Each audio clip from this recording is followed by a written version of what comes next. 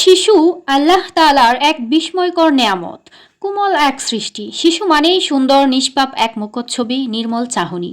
শিশুকে আল্লাহ তাআলা এমন এক উর্বর পাত্র দান করেছেন, শিশুর জীবনে সর্বপ্রথম ওই পাত্রে যা পড়বে তা জীবনের শেষ মুহূর্ত পর্যন্ত তার মাঝে বদ্ধমূল হয়ে থাকবে। কাজেই শিশুদেরকে ভবিষ্যতের উত্তম ও আদর্শ মানুষ হিসেবে গড়ে তুলতে হলে তার শৈশবের যত্ন নিতে হবে অবশ্যই।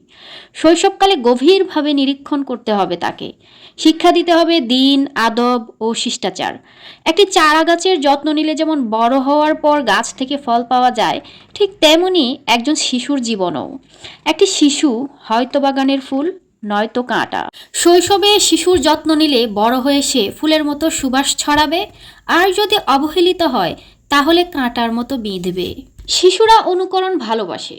বড়রা কি করে তা তারা অনুসরণ করার চেষ্টা করে। একজন শিশুকে নামাজে অভ্যস্ত করতে হলে সর্বপ্রথম অবশ্যই তার বাবা মাকে নামাজে অভ্যস্ত হতে হবে। প্রতিদিন শিশুর সাথে একটা কোয়ালিটি টাইম স্পেন্ড করতে হবে, যেই টাইমটাতে তাকে আল্লাহ তাআলার পরিচয় শেখাতে হবে।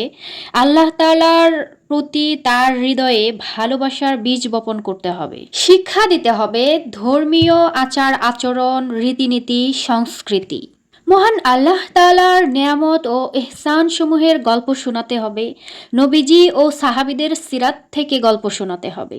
আপনি কি জানেন এই বিষয়গুলো অত্যন্ত গুরুত্বপূর্ণ এবং শিশুর মধ্যে অত্যন্ত বেশি প্রভাব বিস্তারকারী এই ব্যাপারগুলো। আমরা যখন আল্লাহকে ভুলে গিয়ে দুনিয়ার সকল কাজকর্মের মধ্যে ব্যস্ত থাকি, চাকরি, ব্যবসা, খাবার দাবার, পোশাক আশাক, খেলাধুলা, স্কুল কলেজ, এইসব জিনিসগুলো নিয়ে যখন আমরা ব্যস্ত থাকি, তখন শিশুরা ছোট থেকে এই জিনিসগুলো দেখতে দেখতে এদের কাছে মনে হয় যে দুনিয়াতে আমাদের কাজই হয়তো এগুলো।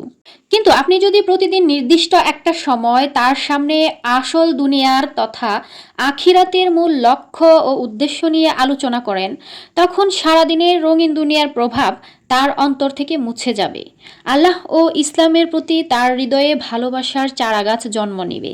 তাকে আর নামাজের জন্য আপনার বকাঝকা করতে হবে না। দুনিয়ার দায়িত্ব কর্তব্য সামলানোর পাশাপাশি আপনি আল্লাহর ইবাদতেও মনোযোগী হন। আপনার ছোট্ট শিশুটি ছোট্টবেলা থেকে আপনাকে দেখে দেখে সেও তাই শিখবে। যখন আপনার বাচ্চা নিয়মিত কোনো ভালো কাজ করতে শুরু করবে, যেমন নামাজ আদায় করা, কোরআন তেলাওয়াত করা, ছোট বড় সবাইকে সালাম দেওয়া, তখন তাকে উৎসাহিত করুন। পারলে তাকে পুরস্কৃত করুন।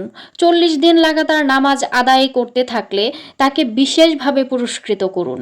মানুষ যেভাবে বাচ্চার জন্মদিনে উল্লাস করে জন্মদিনের উৎসব পালন করে, আপনি ঠিক তার উল্টোটা করুন।